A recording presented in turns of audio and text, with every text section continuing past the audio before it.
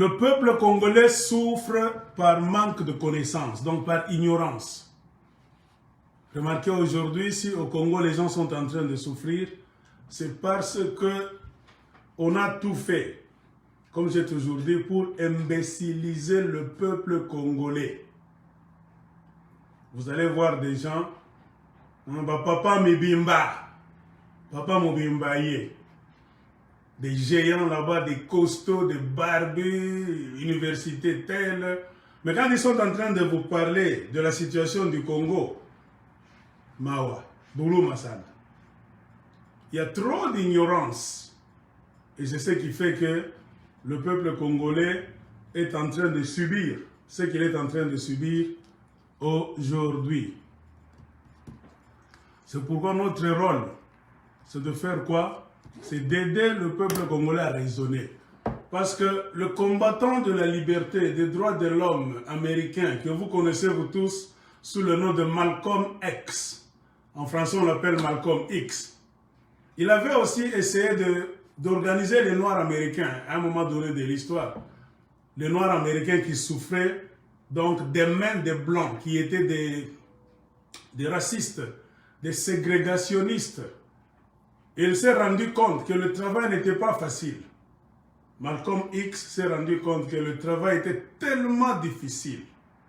Pourquoi? Parce que lui avait la chance d'être parmi un petit groupe de Noirs américains qui étaient éveillés, réveillés, éduqués, qui pouvaient regarder la situation, comprendre facilement et savoir le jeu de l'ennemi. Donc c'est une grâce.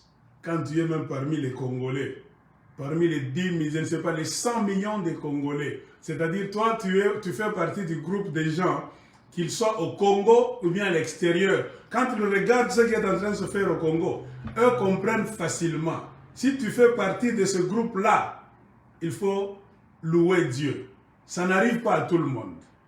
C'est pour cela que Malcolm X avait dit quelque chose de très important. Il avait dit quoi? Il est tellement difficile de vouloir organiser un peuple qui n'est pas éduqué, un peuple ignorant. Donc vous voulez amener un peuple ignorant à la recherche de la liberté, à se libérer. Ça ne sera pas facile. Moi aussi, je l'ai remarqué en faisant mes vidéos, en lisant, en faisant tout. Donc en parlant au Congolais, dialoguant parfois, les réactions quand je fais des vidéos, j'ai compris. Si pas tous les Congolais, la majorité des Congolais sont des ignorants. Tu peux parler français, mais tu es ignorant. Parler français n'est pas synonyme de tout connaître. Hein? Parler français, c'est une langue. C'est comme le Kiswahili, le Lingala, Kikongo, le Chiluba. Tu peux parler, mais cela n'est pas un gage de la connaissance, non. Et ce qui fait que les Congolais sont en train de souffrir aujourd'hui, c'est l'ignorance. C'est pourquoi parfois je peux me fâcher. Quand je suis devant un problème, un fait, je fais face à quelqu'un qui ne comprend pas, mais parfois je comprends. Je dis, adieu, c'est un ignorant. Et vous allez remarquer que c'est surtout les ignorants qui s'occupent souvent à insulter les gens. Quand tu fais une vidéo comme ça, un ignorant est là pour t'insulter. Car un ignorant se plaît dans sa situation là-bas d'imbécilité, de manquement, de pauvreté, tout ça. Il est content, lui. Il y a des gens, et la plupart des Congolais, on les a conditionnés à la pauvreté, à la mort, aux souffrances, au manquement. C'est-à-dire, ils se plaisent dans cette situation-là. Quand il pleut, toutes les routes là-bas sont inondées. Il y a des saletés, des immondices, des marchés qui se déversent partout. Il n'y a pas d'électricité, même dans des hôpitaux, partout. Tout est sale autour de vous. Ça sent mauvais, une odeur nauséabonde. On enterre des gens là-bas, on les prend sur les épaules, dans des chariots, on les couvre des nattes. Donc vous ne mangez pas convenablement, vous allez au marché, vous achetez le morceau de pied de poulet. Donc toute cette souffrance-là, on a déjà conditionné le peuple congolais à accepter ça. Et vous trouvez ça normal. Et vous avez des gens qui ont fait à ce que vous puissiez rester dans ces situations. Vous vivez avec eux là, au Congo. Mais tellement vous êtes empêtrés dans une ignorance profonde. Vous respectez ces gens-là. Vous les appelez les boss. Famille telle. Donc, vous vous émerveillez. Et vous croyez que ces gens-là viendront vous sauver. Par ignorance. Tout en sachant pas que ce sont ces gens-là qui ont créé ce système-là au Congo. Qui fait ce qu'un petit groupe de Congolais peut bien manger, bien se vêtir, bien boire, avoir des véhicules, donc prendre toutes les richesses du Congo et vous laissez, vous, la grande majorité, dans votre état de manquement. Tellement cela a duré beaucoup d'années, on vous a conditionné et vous êtes vous tous parvenus à accepter cet état des choses. Amen. C'est pourquoi moi, quand vous applaudissez vos bourreaux, les gens que vous devriez coller contre le mur, leur demander des comptes, comment ils sont devenus riches, pourquoi eux ont ça. Vous ne le faites pas, vous les applaudissez, et ils vous jettent 5 000 francs, ils te donnent 7 000 francs, tu chantes pour lui, tu danses pour lui, et les jours passent. Et à l'horizon, il y a quoi? Le système va rester comme ça. Personne ne va libérer le peuple congolais. On ne libère jamais un peuple. Mais un peuple se libère lui-même. Mais avant que ce peuple puisse se libérer, il faut que ce soit un peuple informé, un peuple éduqué. C'est pour cela que nous jouons le rôle d'éducation, d'information. Toutes les vidéos que nous faisons, c'est pour vous éduquer, vous informer. Tu peux être éduqué, mais tu n'es pas informé. C'est ça. C'est pour cela que quand j'ai fait la vidéo, parce que je vous ai dit, en France aussi, ils étaient comme ça.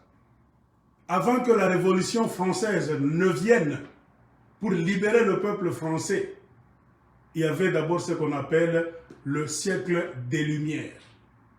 C'est-à-dire, il y a eu des écrivains, des philosophes, des penseurs qui ont commencé à remettre tout en question, à se poser des questions. Qu'est-ce qui fait que dans la ville de Kolosi, il ne doit y avoir que 2 riches? Qu'est-ce qui fait que les gens qui sont venus d'ailleurs, ils arrivent au Congo, ils sont devenus riches, ils nous ont rencontrés avec ce pays. Ils sont venus, ils ont vendu toutes les mines. Et nous les applaudissions, nous les applaudissons chaque fois. Nous accompagnons leurs véhicules. Ça, c'est une folie. Les mines appartiennent à qui d'abord? C'est pour nous tous les Congolais. Comment se fait-il que ça doit être 2 familles, 3, 4? Eux vont manger très bien. Comment se fait-il que dans ce pays, ils ne veulent pas organiser les élections? Ils gèlent chaque fois. Ils ne veulent pas faire le recensement, par exemple, pour ne pas nous compter, pour nous mélanger avec les ennemis. Pourquoi est-ce que les Rwandais doivent quitter chez eux? Ils veulent mettre un village là-bas, une ville qu'ils appellent Minembwe. Pourquoi pas nous les Congolais, nous ne pouvons pas aller au Rwanda mettre aussi une ville qu'on peut appeler par exemple Mutoshi, chez les Rwandais. Ça dit tout ça, Bazoba. Remettez-vous en question chaque fois. C'est ça la philosophie. Posez-vous des questions. Comment se fait-il qu'on ne veut pas nous donner des cartes d'identité? Un pays comme ça. Comment se fait-il que pour organiser les élections dans ce pays, on ne veut pas? C'est toujours un groupe d'hommes qui doit s'asseoir. Ils font tout pour rendre les choses difficiles et impossibles. Ils volent l'argent pour organiser les élections, pour nous dire à la fin qu'ils n'ont pas d'argent. C'est-à-dire qu'il n'y aura plus l'élection à 2 tours. Ils feront l'élection par exemple à 1 tour. Selon eux, pourquoi? Parce qu'il n'y a pas d'argent. Mais en réalité, ils ont volé des millions tous dans leur gouvernement. Ces millions-là qu'ils volent, on peut les utiliser pour organiser les élections, pour tout faire. Et pourquoi sommes-nous si ignorants, si paresseux? Nous laissons ces gens-là comme ça, au lieu de les tabasser, de les fouetter, de détruire leurs maisons, de les chasser, de brûler même leurs hôtels. Pourquoi nous les laissons comme ça? Pourquoi eux, quand ils nous tuent, en utilisant la police qui est censée nous protéger, pourquoi eux, quand ils nous tuent, en utilisant les militaires qui sont les nôtres, que nous payons avec nos taxes, nos richesses du pays, ils s'accaparent de nos militaires, de la police, pour nous tuer, nous. Mais quand nous voulons aller les attaquer pour les tuer, ils vont nous dire que nous sommes violents. Nous faisons la violence. Mais eux nous font la violence tous les jours. Ils nous ont arraché le petit déjeuner, ils nous ont arraché le déjeuner, ils nous ont arraché le dîner et ils nous ont arraché le souper. C'est-à-dire, nous restons à longueur de journée sans bien manger à cause de ces gens-là. Qu'est-ce qui manque au Congo? Rien. Le Congo est riche. La remise en question. C'est ce qui a occasionné la Révolution française. C'est-à-dire, les Français se sont levés pour aller détruire la prison centrale, la Bastille. Libérer tous les prisonniers d'opinion. Ils ont commencé maintenant à faire la chasse aux riches, aux gens qui faisaient partie du gouvernement. C'est ça la révolution. Qu'on ne vous trompe pas au Congo, on va vous dire, oh, on a une violence. Non, un vous tue. La libération, c'est quoi? Ni ma kofi. Ni ma kofi. Il faut que bêta bango. Ce n'est qu'au Congo, là, les gens veulent vous mentir. Non. Il y a eu la révolution française. Il y a aussi la révolution américaine. C'est la violence. C'est la violence la plus pure, même la plus pire. On ne se libère pas de la violence. Les Congolais n'ont pas encore compris. Ils pensent que c'est en parlant, Moutouache, Botika Biso, tout ça, les binonini biso wa Congolais, tous offrir, tout n'atteigne soit ça. Ces gens-là ne vont pas vous laisser. Moi, j'ai toujours dit, dites tout ce que vous voulez. Ils n'ont pas peur de vous, parce qu'ils savent que vous êtes tellement indolents. Ils volent, ils se partagent l'argent au palais du peuple. Les sénateurs se partagent l'argent. Vos députés se partagent l'argent. Ils vous ont volé avec RAM. Ils ont créé leur histoire de RAM là-bas. On en parle, mais vous ne faites rien. Le RAM continue toujours sur votre téléphone. C'est-à-dire quoi? Baebi bino. Boza ba zoba, ba paresseux, ba ignorant. Beaucoup ça le comme côté. Ils vous connaissent tellement à fond que les Congolais est le seul peuple au monde qui accepte de mourir dans les hôpitaux sans médicaments, dans des marchés, là où il y a la saleté, avec des magasins sans marchandises. Le salaire ne vient pas pendant 2 ans, 3 ans. Comment voulez-vous? Le seul pays au monde, là où les gens sont impayés pendant 3 ans. On dit, mais ce pays-là doit cesser d'exister. C'est pour cela, en France, il y avait le siècle des Lumières. Les gens qui ont écrit, parce qu'il n'y avait pas de téléphone portable en ce temps-là, il n'y avait pas de télévision, il n'y avait pas de WhatsApp. C'est pour cela qu'ils écrivaient des idées sur des papiers, ils en ont fait des livres pour distribuer ces livres-là.